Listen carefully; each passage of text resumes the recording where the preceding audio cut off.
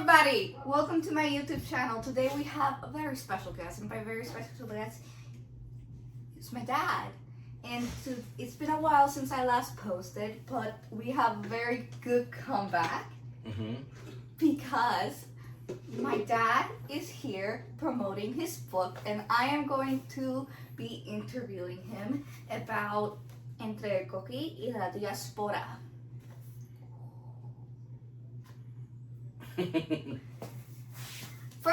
The first question is, would you like to introduce yourself? Introduce yourself as little or as much as you want to. Sure. Hello, my name is Marcos Ortiz. I am Marisol's dad. Yes. And like she said, I've been writing a book, and it's already written, it's already translated in English and Spanish. So it'll be releasing on March 14. I've been kind of like tinkering with this idea for a while, for a few years now. I've been reading here and then about some of the things that I want to say. We moved here. We're in the States, and the mainland of the U.S. So we moved here about 11 years ago, and it's been a journey of battling some of the stereotypes of what it is to be Puerto Rican and what it is not to be a Puerto Rican. So that's what I've been writing about. It's a collection of essays that I wrote in a few weeks. So there's some that I already written before. So yeah, so I'm gonna read a little bit about the book. So the book, like Marisol said, it's written. It was mainly written in Spanish. Some of the first draft that I have had English, but the main book is in Spanish. I did have a translated version on English. It's not translated in Spanish because it was written in Spanish. And then it has like two different sections, and it has cover art from Amor Creations. That's yours truly, Maricel. And there's meaning to this art in here, and there's meaning on why the book it's like in Spanish and English. It's because I was raised in Puerto Rico for 26 years before I got married, and then we moved when I was almost 30 something. So it's a divide between my identity between being a Puerto Rican that was raised and born and raised there, but also to try to confirm my culture and try to be authentic to what it means to be a Puerto Rican, and that's why English.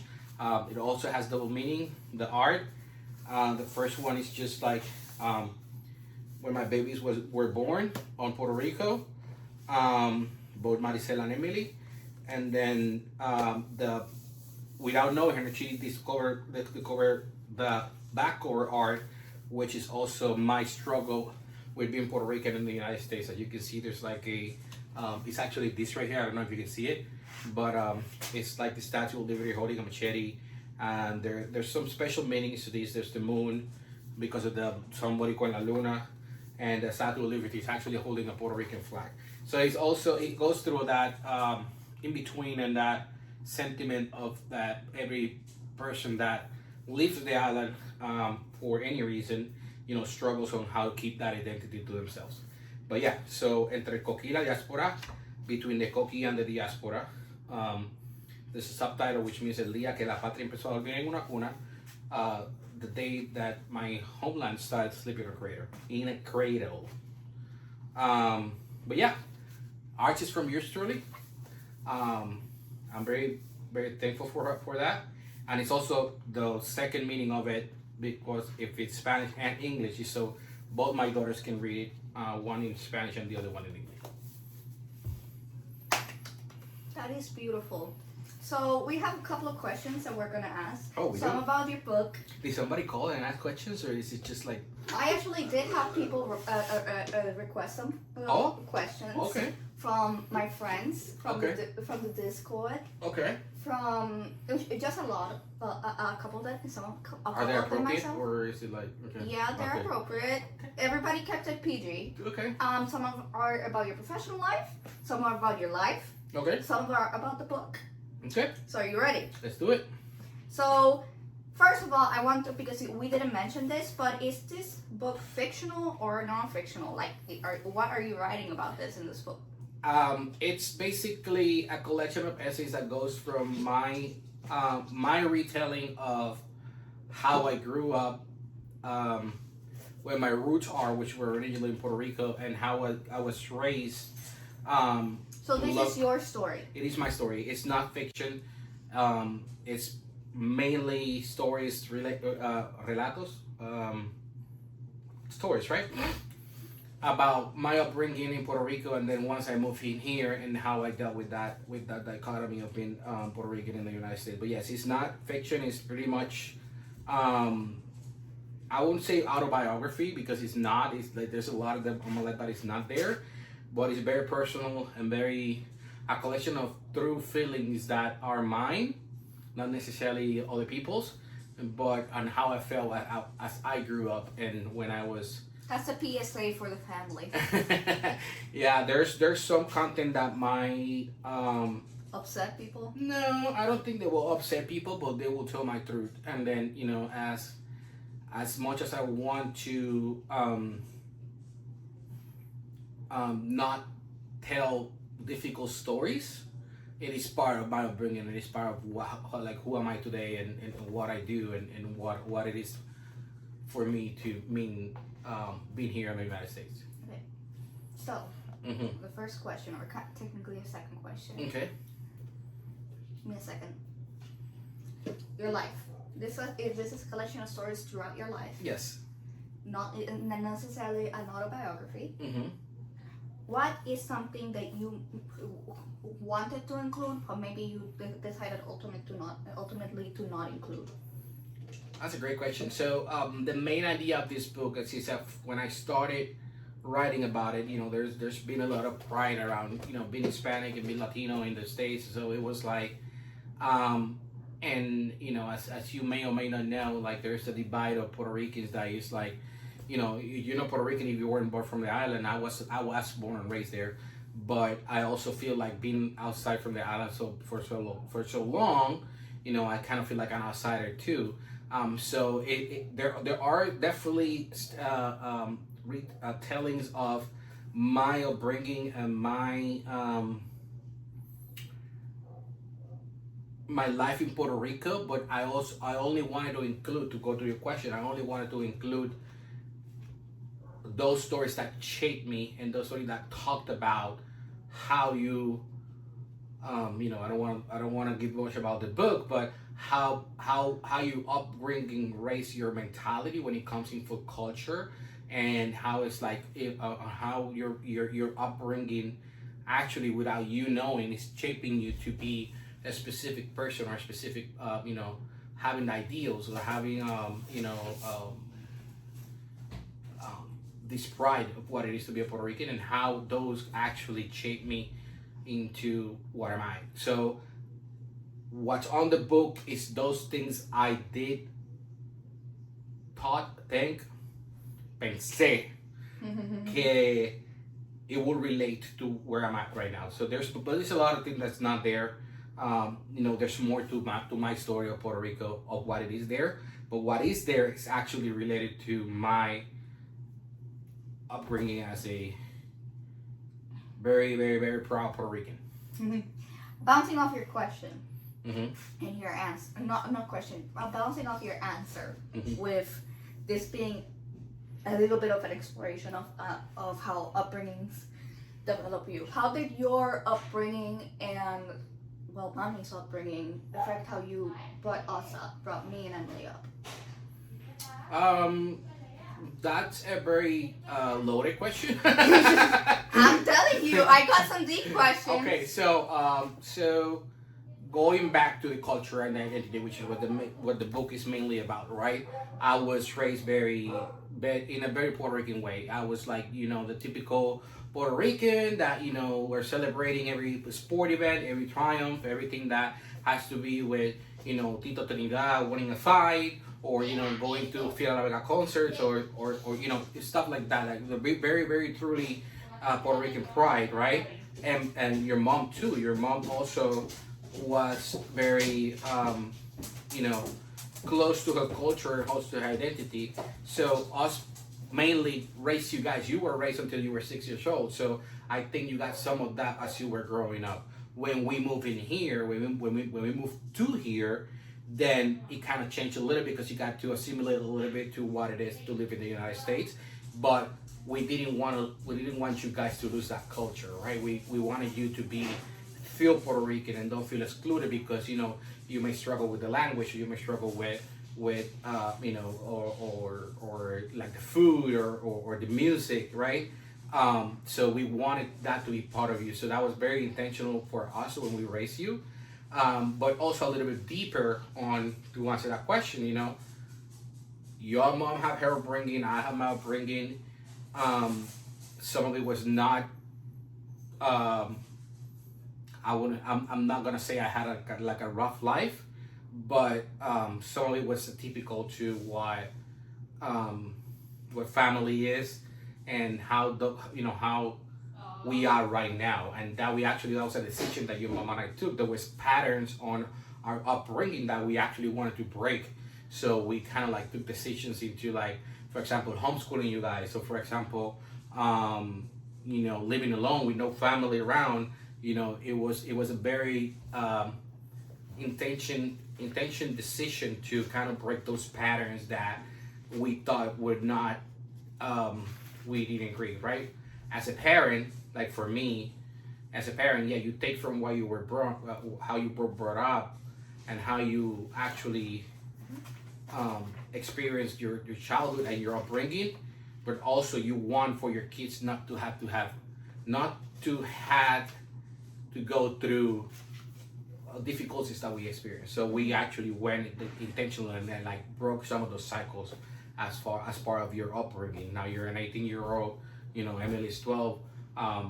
Your guys are being raised in a different way that we were. So yeah, it was very intentional.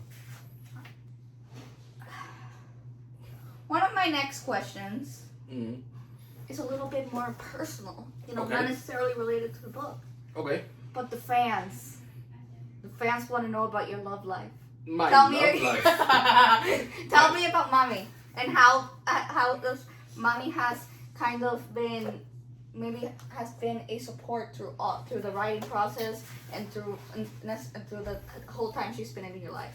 Your mom, and I say it on the book. There's just one thing that describes her whole relation with me. She's my rock. There's no other way to say about it. She's been supportive to me with everything that I do, or everything that I wanted to achieve. Being supportive of me to be able to like support you guys economically, and when I do the work and whatnot. Like, she's been here helping you in the house. The atypical of what women want to do now, right? But she's been actually being very involved in in what we call our family, right? Your mom was my best friend when we were in school. We weren't we weren't sweethearts. We weren't like, I had a girlfriend before her for a long time. A fiance. A fiance for before I met her. And then she had other people that she went out with. Before we connected romantically, right? I think your mom. I'm quoting your abuelo here. Your abuelo. Elo. No, abuelo. Ow. Abuelo Abu dice que my mom, his wife, what's the word that he used? He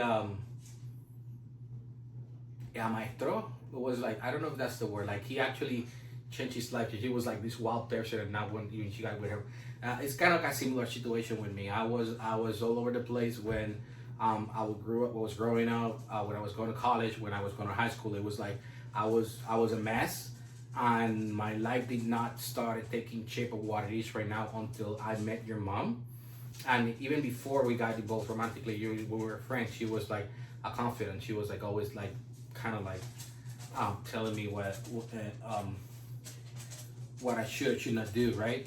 So it was very, she was very instrumental in where I'm at right now, and that I say it there's no way I could have done anything like this without her.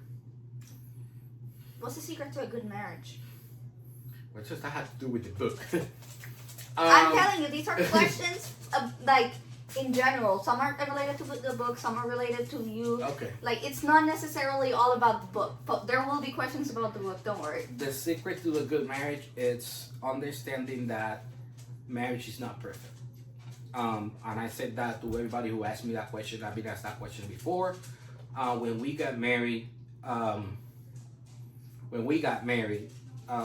priest, when he was part of the ceremony, I don't know if they do this in every wedding, but he did it in our wedding. There were 2 candles. There was one that represented her family, one that represented my family, and then one in the middle. And then from the light of those 2 candles, we light our family candle, right? And the idea is here is like you bring your baggage, I'll bring mine, but at the end of the day, what's on the middle is what's important, right? So it was very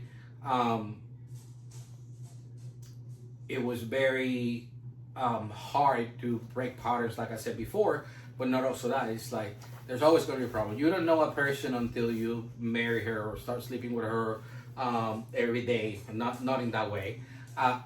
Start like spending time with her. It's like you think you know your person, and then all of a sudden on the first week, you don't like how she cooks, or you don't, I do a mess, or and those things are always going to happen. You're always going to have conflict when it's marriage, and the idea is understanding that, and then just have the patience and confianza. How do you say confianza in English? Confidence. No, it's like more. It's not confidence. It's like have the faith. Have the understanding that you can talk things through. Yeah. Be sure about that. You can do that. And at the end of the day, don't go to bed. Angry. Sometimes you will do, but you will have to face some times where you got to talk through the difficult times, and that's the key to a good marriage.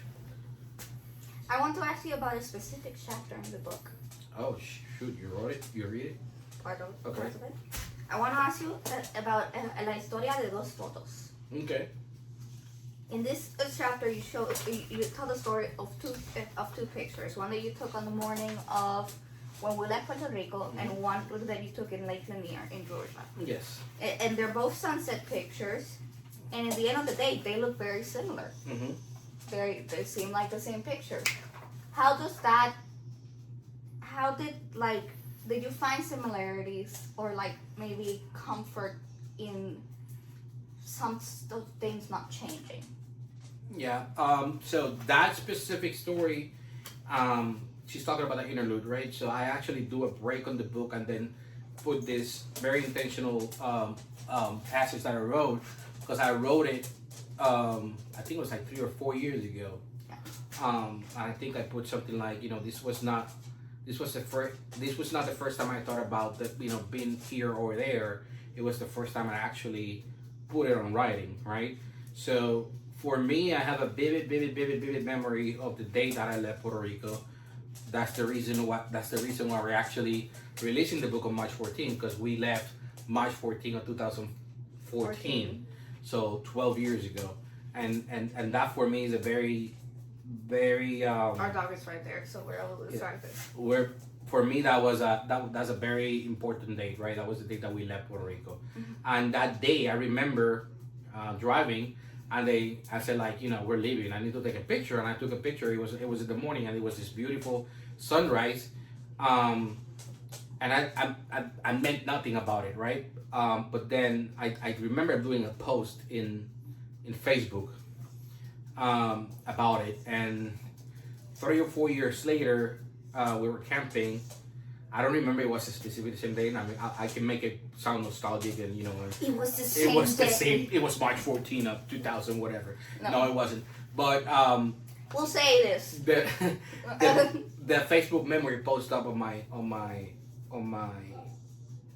feed, and I wrote it. I was like, damn, I remember that day. And then I looked, and there was like a picture of, like, I was actually on Lake Lanier, like drinking coffee or whatever by the lake, and it was sunrise. And I was like, oh, how cool would it be if I take a picture? I said beside him. And then I put him side by side, and it was like, for me, I mean, you go through the telling about it, but you know, there are similarities. More important than what that, for me, it's precious not because of what it represents.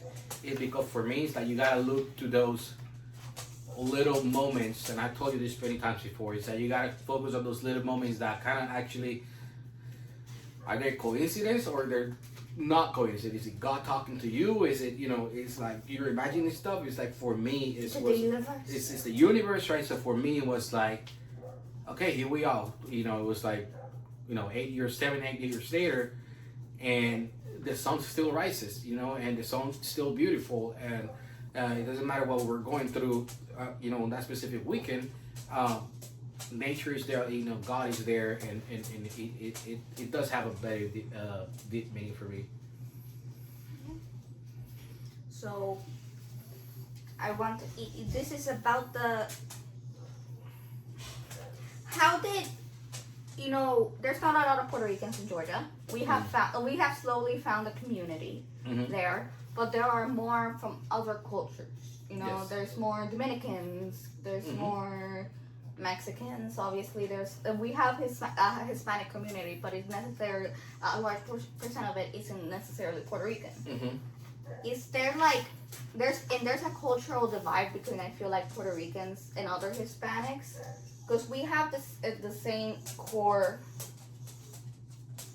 experiences that we left the place that we were raised in for better opportunities and stuff like that. But there is a very different thing between Puerto Ricans and, let's say, other Hispanics like Mexicans, Dominicans, is that we have citizenship. Yeah. So what is that like, in your own words, what is that cultural divide of, you know, wanting to talk about these experiences and all of that, but not necessarily having the same experiences? Okay. What is that cultural divide? All right. This is a very, very, very, very deep and complex question, right? You gotta talk about culture, and you gotta talk about the political situation of each. You know, we just had Bad Bunny's show where he was like, you know, America, it's all of us. America is every Latin country, including Canada, including the United States. Like he rep everybody. Yes, my favorite Latino country, Canada. Yeah. But it wasn't about being Latino, it was about being American, right? Specifically with Latino, and I'm going to go into a historical pad here, right? Do you know the difference about Latino and Hispanic? I do not. So people think that Latino and Hispanic is the same thing, right? A Latino person, it's not necessarily a Hispanic person, right? So Hispanic comes from países de habla hispana, which it means like países that are Spanish-speaking countries, right? So you got Mexico, Argentina, Uruguay, Paraguay, Ecuador, Puerto Rico, Cuba, you know? But that doesn't include Jamaica. That doesn't include Brazil, because that doesn't include Haiti, right? Because they're not Spanish-speaking countries, right? So are perceiving Hispanics? Maybe not. But are the Latinos? Yes, because Latinos are from countries that speak languages that are derived from the Latin, which is like French, Spanish, Portuguese, not Portuguese, it might be Portuguese, Romanian, and Italian. So those are what means being a Latino, right? So you have countries like Brazil, Haiti, you have like maybe Jamaica, or you know, places that speak French. So anyway, I just went into a whole tangent, but going back to the political situation of it's like in talking with our neighbors are Venezuelan, our neighbors are Dominican, our neighbors are, you know, for Colombia. Like you say, it's a very different thing. Like I can't compare their experience. I could, but I don't do it because like you said, when we decided to come to the United States, I just picked up my baggage and, you know, just put everything on the luggage and then just came back in here. I moved to here and I was able to do that. You don't have to go through a process of like immigration, you know, homeland security and getting a green card, getting the your citizenship first after, because like you say, in 1917, Puerto Ricans were actually given the U.S. citizenship because they wanted to go to war. They wanted Puerto Ricans to go to war. That's the main reason they did it. Whoever tells you different is lying to you. Yeah. But it was easy for us because the political situation. Now, what was difficult was the culture, right? The cultural change. Now you're It's going a cultural divide. it's a cultural divide. So now you're struggling in a new culture while trying to keep that identity with you, right? I personally don't see myself above any people from Latin American countries. Although some people think that we're better because we have a citizenship, I see it more on the cultural side. It's we're together. We all eat arroz con habichuela and carne in different ways. We all do plátano in different ways, right? So we have the same roots. We all have empanadas. We all have empanadas. What they call it, pastelillos, empanadas, empanadilla, whatever it is, the same thing. Arepas, are they Colombian or they Venezuelan, right?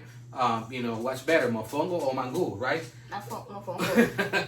Okay. Kidding. But what I'm saying is... What's better, tamales or pasteles? Okay, I know why you're asking this question, and yes, pasteles are better. But anyway, they're not... In your face, Chris. What I'm saying is, it's the struggle of keeping your culture while living in the United States. That's what unifies us, right? But unifies us, same with Jamaica, same with Haiti, same with Brazil. It's like it doesn't matter. It's not that you speak Spanish. It's the culture of living, of being having an upbringing from your home country. Bouncing off the last question. Are Puerto Ricans immigrants? Are Puerto Ricans immigrants? Again, that is a hard question to answer. I think culturally speaking, 100% we are. We have our roots. We have our culture. That when we decide to come to the United States, we are mainland or the mainland or whatever, or even if we were to Mexico, right, or whatever, we are immigrating our culture to that culture. So, in a sense, and culture-wise, yes. Again, going back to the political nature of our country and our, compared to other countries.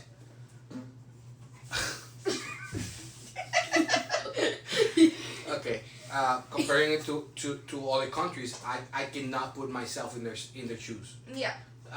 It will be very, very patronizing of me. Not patronizing, but it will be like very, what's the word I'm looking for? It will be very injusto. Yeah, It will be unfair. It will be unfair for me to say like I go through the same as a Mexican person crossing the border, or as a Cuban, going to Florida, or as a Dominican going to Puerto Rico. Like we don't do that. Historically, we've been blessed, and I go in quotation as blessed, because like I packed my bags and decided we were gonna go to Georgia, right? So that was it. There was no that was not it. But yeah, you were offered a job, blah blah right, blah. But it wasn't a part of like I had to like sneak into the country and then or ask for asylum or coming as a student and never going back to your country and then staying here illegally and having kids in here. Like we don't go through that, and it would be unfair for me to put myself into the same level at them, the same box. But culturally, yes, 100% we're immigrants. Okay, awesome. Now we're gonna get into some of the fan questions. Okay. Quote unquote fans. Spencer and Chris in chat. And no, I got some other people in my fans of Discord. Shout out to my love and deep space girlies. Anyway. Whoa! What just happened? Okay, go ahead. Anyway, so we have a couple questions from here. we're gonna start with a fun one. Fun one. Gotcha. Describe your book in one song. With one song. Just one? Yes. Damn. Just one? Yeah. Can it be two? Wow, one?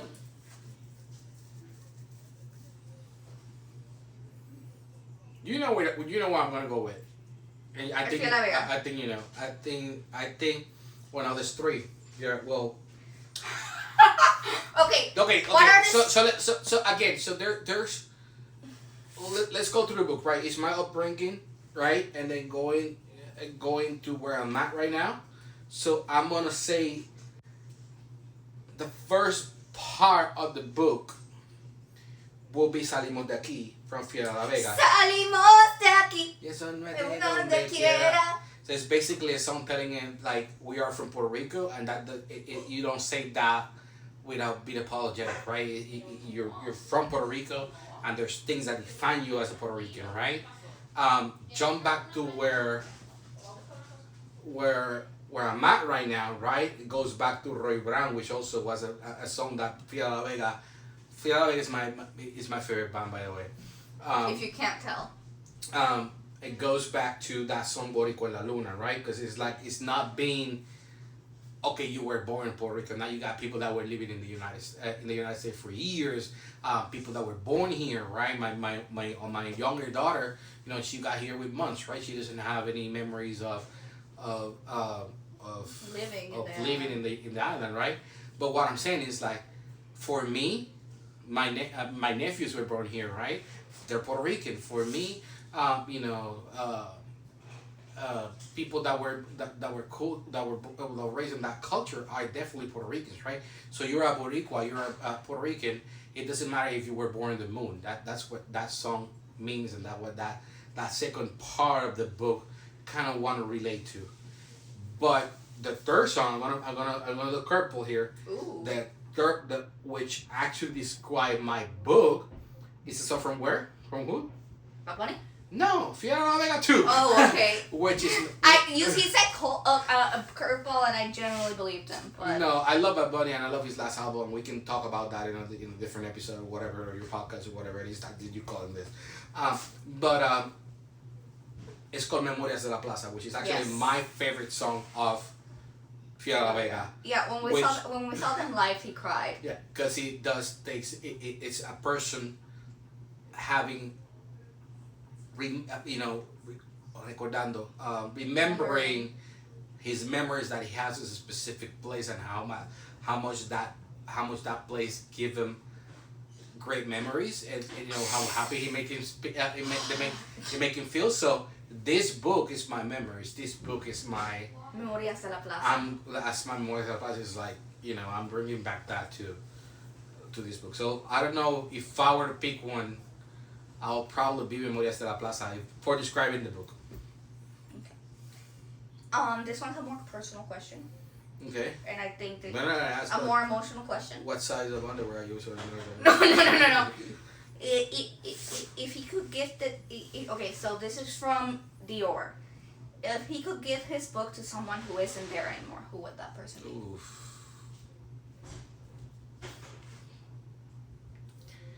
Oh, just one person? One, yeah. It would probably be my abuela Tere, and right there with her will be Abuelo Chavo. Yeah. So I can get one copy to both of them, and they can share it. It does. My abuela Tere was a very, very, very defining presence on my bringing, and there's reason if you read the book on why I would wanna give that to her as for me to be able to say, here you go, this is what you missed. That's beautiful. No, I want to cry. Fuck you, Door. How do you want this book to change the reader's perspective, or what do you want the reader to get out of this book?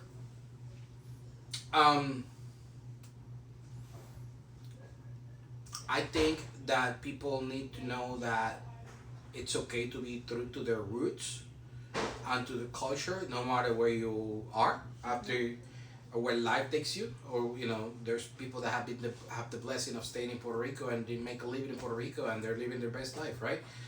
So I think for me this book will speak to anybody that has had that break between having to leave their culture, where it is, people in Latin America, where it's like, people, Asian Americans, people from, Indian Americans are coming in here as well, right? And how that culture chunk, right? And by the way, I want to make a pause here. I love living in the United States. I love the country, right? And it's nothing against them. I've been living with them, in this culture that has been a blessing for us, work-wise, and giving us opportunities that we would not have in Puerto Rico. Please don't deport us. No ice in this house. No, but what I'm saying is, this is nothing against the U.S., right? This is definitely not a political book. It's not intended to be. It's not intended to be a political book.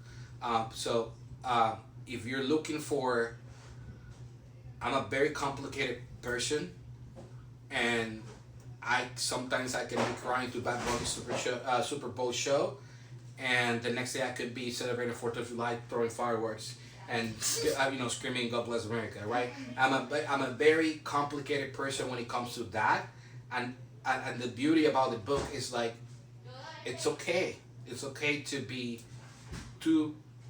it's okay to have that. So if you're looking for somebody to tell you what you should choose or what's better, that's not what's on the book, right? Yeah. It's just my perspective as to like how do I make it work as a whole. I actually want to. There's still a lot of more questions. This is gonna be like a 2-hour long podcast. Mm-hmm. Sorry. Do I have to edit this thing? Yes, you do have to edit okay. this. Shout out to my editor. Okay. Anyways, so, and this is actually just a question from me. Okay. You've been writing for a long time. Yes. This is something you kept from us. I did not get from you. That you didn't show the extent of your writing capabilities. Mm-hmm. Do you remember what was the first piece of writing you did that, like... Yes, I do. So, when I was in I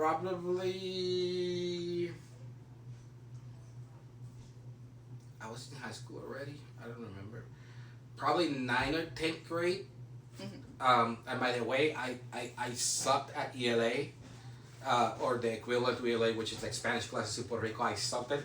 I did not read Don Quixote. I did not read but I remember the first book I really got me started was El Poema del Mío Sí. I like history. I like an epic telling of some sort, right? So El Poema del Mío Sí was really important to me. I remember that was the first poem I actually memorized, which was: sueña el rico en tu riqueza que más cuidados le ofrece, sueña el pobre que padece su miseria y su pobreza, sueña el que ametralla empieza, sueña el que agrava y ofende, y en el mundo en conclusión todos sueñan lo que son aunque ninguno lo entiende. Yo sueño que estoy aquí de estas cadenas cargado y soñé que en otro estado más lisonjero me vi. ¿Qué es la vida? Un frenesí. ¿Qué es la vida? Porque la realidad de la vida que es un sueño y los sueños son something like that. I'm paraphrasing, but that was the first thing that I wrote. Yeah. That I read.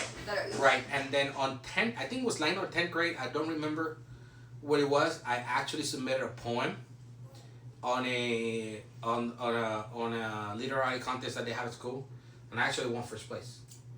I don't have the poem, and I'll get to that when. Through high school, I wrote a lot. I wrote a lot of poems. I wrote a lot of poetry. Poet. You could say he's a tortured poet. Well, I'm a tortured poet fan. Anyways, I belong to that society. To the department. There was, I would say, like close to maybe like 15, 20, 30 poems. Very personal ones, very,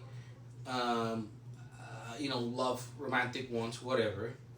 I do not have copies of those. I told you this before, right? Yeah, but you haven't told. Okay. Because I ended up giving the book. I recollected everything to my ex-girlfriend, or my fiance at that moment, and basically I never got it back.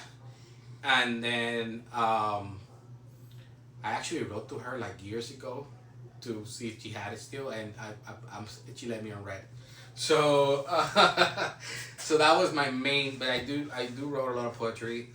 As an adult in the college, you know, I wrote a lot of research papers, right? So that's writing too. But yeah, going back to like probably high school would be the first time that I sat down and wrote something. Did you ever wrote mommy any poems? I did. One that you can share? Probably, I don't know. You have to ask mommy if she has it or not.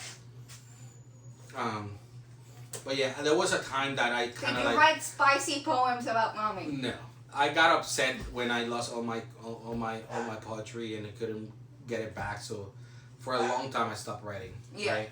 And then I started writing again when we moved here, a little bit. So the idea of writing something that I could actually share with you guys, that's always been in my head. Do you want to write? Do you want to start writing again? I'm thinking of a couple things that I would like to write about. I do. I don't think people are gonna read this book. Oh, come on! Don't put that into this universe. So I'm like, I don't know. We'll see how it goes, right? You don't have to write for the enjoyment. I know. I do write a lot. I do write a lot, and I do write. I do write a lot. I just don't share it with you guys. He hasn't paid me commission, by the way. Yeah. I'm kidding. Well, nobody has bought the book yet, so. Yeah, but you commissioned me for these beautiful pieces. Yeah. There's something I wrote up. That's the camera. No, don't worry. Okay, so would it be fiction or non-fiction of what you were? If you were to write, let's say this, if this book hit big, if you were on Jimmy Fallon, it went insanely viral. Mm-hmm. Or like if it's not viral or anything, but you do find that love of writing again and all of that, what would your next book be about? Would it be more? Would it be a novella, fictional book, or dramatized retelling, or would it be something like this, which is more personal, a collection of your poems, maybe a collection of? There's two things that I've been noodling through. Noodling. There are specific moments. Probably will be more memoirs. There's specific topics in my life that I would like to explore, and use it as a therapy to This could be a series. Sort through some of my emotions of when I was brought up, or when I was some of the struggles I have when I was so it's not a series, but there's definitely things that I did not put in that book that it'll be worth exploring. I also like to, and I know this has been done before, but I will also like to write some type of not Hunger Games, but kind of like fiction, like a fiction, not fiction, but it will be fiction, on the life of indigenous people from Puerto Rico, like Tainos, right? I don't know, like a story about an Indian hero, right, that fought when the Spaniards came into the island, and I know again those have been written before, but I would like to see how would that look if I wrote it. There's a lot of history in Puerto Rico that's not told in any of the books, in the history books. As we were raised to, the Indians were here, the Tainos were here. Christopher Columbus came, conquered everything, and then jumped 400 years, and then you are on, 1898, where the U.S. came, invaded Puerto Rico and whatnot. So. There's a lot that can do. I don't know. It's just You're my obviously thoughts. very inspired by history. Mm. Yeah. Who do you credit for that love of history? My love of history. Yeah. Um. Do you have to be diplomatic here? No. I remember when I was younger, I'm going to school, barefooted, going through rivers and going to school. Now, I remember as a child. I remember two things that defined my love for history. One was, I don't know, it was Papi, or I don't know, it was Mommy that got it or whatever. It was they got an encyclopedia. It was called Encyclopedia de Puerto Rico. Mm-hmm. And I remember it went from the history of of everything from Puerto Rico, from the Taínos all the way to, I think the last point it was like the governor. I think the last was Hernandez Colón, which was probably like in the 90s, like on the 84, 88. So I remember like actually sitting down and reading the whole thing. That was one thing, and then I have another book that I read when I was in school. I think you have it. You have a copy of it. I think I got it for you. It's called Francisco Picot, 500 Years of History, which again is the history of Puerto Rico. I remember my history teacher on 11th and 12th grade being very intentional of having us read history that was not, or research history that was not in the books, in political stuff, and or things about Cerro Maravilla. The CIA killed John F. Kennedy. They didn't kill John F. Kennedy, but they did they did kill the people on Cerro Maravilla. But anyways, what I'm saying is like I've always liked history. I like history movies. I like study. I like World War II stories. I like World War One stories. I like history from other countries as well, right? I don't know. I will credit whoever gave me those books. Diplomatic answer again. What do you think I was gonna say? Okay. You and Mommy both share this love. Mommy is a huge history fan. Yes. Is that something you guys bonded over, or were you too busy? Your mom is a very, very smart person. Yeah. What is that? Where are you going at it like rabbits? Dude, your mom and your mom is a very, very, very smart person. That's definitely one of the things that actually we bonded over, right? She's a smart aleck and knows a lot. And I love discussing history with her. Yeah, I think you can say that. I think we bonded over that. What were some other things you found in common with Mommy, like in your early friendships or early romantic days? Like what did the conversations between you and Mommy look like? Trauma. Nah, I think your mom and I have very similar stories as far as like growing up on broken. And when I say broken, I don't mean broken as in like it was shitty, but coming up from troublesome relationships as their parents, and I'm trying to be diplomatic, and how against all odds we were kind of where we were, right? And there's a lot of history that we bonded over that, and she, like I said, she was always my best friend. She was always the one person that we could talk to about anything. She just walked past. Walked by. I will say that for sure.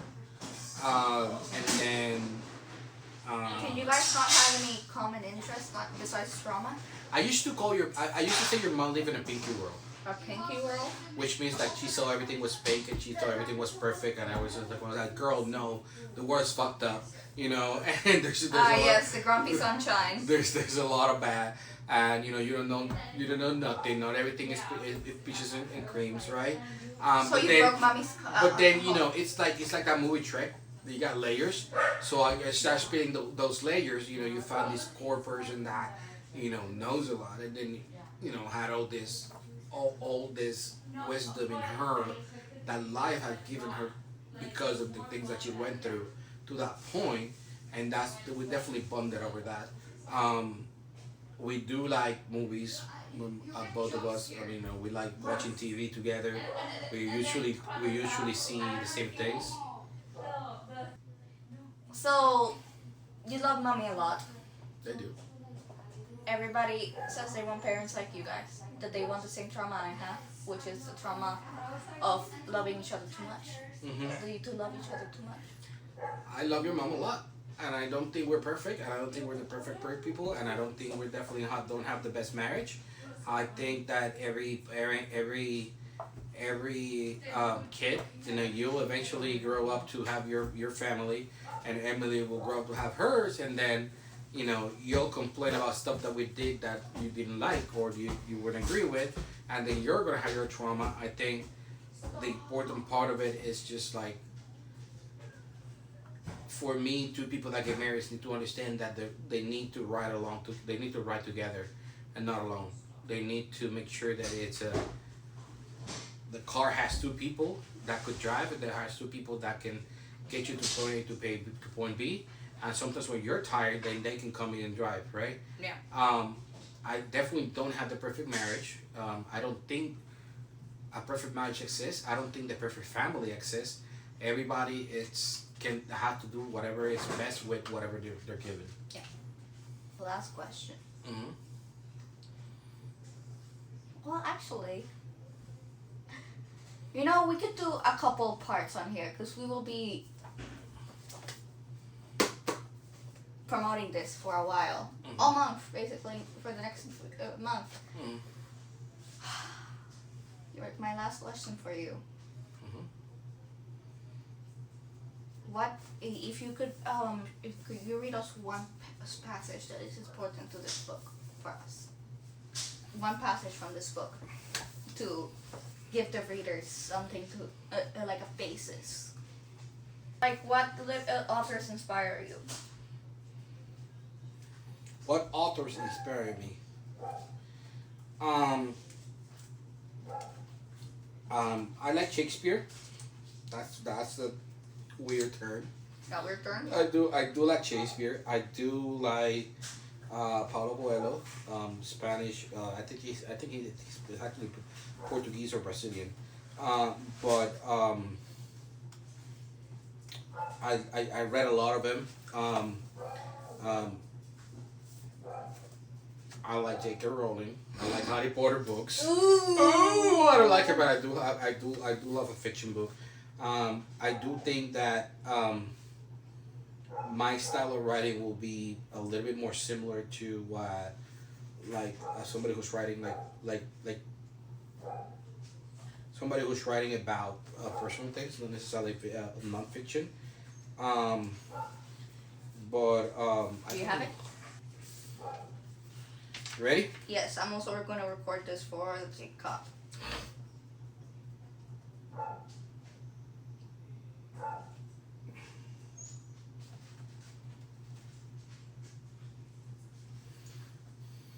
Ok, dice aquí. Desde la diáspora, el juicio llega de todos lados. De la isla, a veces con pasivo-agresividad disfrazada de orgullo. De algunos en la diáspora misma, que creen que irse cancela cualquier deber patrio. El más persistente llega dentro de mí. Lo siento en mis silencios cuando miro la casa, ya llena de memorias propias, pensando en cómo se siente la memoria de lo que dejamos atrás. He dejado de creer en algo importante, que la patria tiene dueño. Puerto Rico no pertenece exclusivamente ni a los que se quedaron ni a los que se fueron. No es un pedazo de tierra delimitado por el 100 por 35. Es un sentimiento que viaja, que muta, que se sostiene donde quiera que alguien decida nombrarse boricua sin pedir permiso. También he dejado de creer en el regreso total, ese regreso idealizado que lo arregla todo. Ya no lo veo como destino, sino como un lugar al que visitar. Lo veo como memoria. Acá hemos echado raíces y esto no anula las que dejamos allá. Pero cuando ya lo hecho es hecho, toca hacerle frente con el pecho. This is from essay number 12. From the diaspora, judgment comes from all sides. From the island, sometimes with passive aggressiveness disguised as pride. From some within the diaspora itself, who lead that living cancels any patriotic duty. The most persistent comes from within me. I feel it in my silences when I look at the house, now full of my own memories, thinking about how the memory of what we leave behind is sustained. I've stopped believing in something important. That homeland has an owner. Puerto Rico does not belong exclusively to those who stayed or those who left. It's a piece of land delimited. It is not a piece of land delimited by 100 by 35. It is a feeling that travels, that mutates, that endures whatever someone decides to call themselves Puerto Ricans without asking permission. I'd also stop believing in a complete return, that idealized return that fixes everything. I no longer see it as a destination but as a place to visit. I see it as a memory. Here we put down roots, and this doesn't erase the one that we left there. But when what's done is done, it's time to face it head on.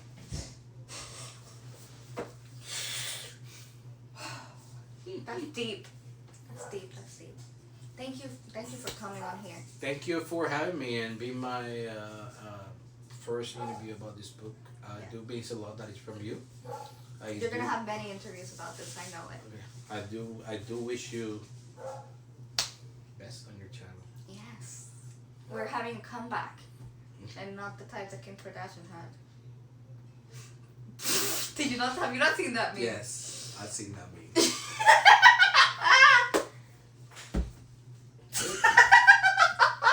And with that note, you need to include that. And with that note, you need to include we're that in the done. end. This is not what I raised. I'm kidding. This is exactly who you raised. Bye.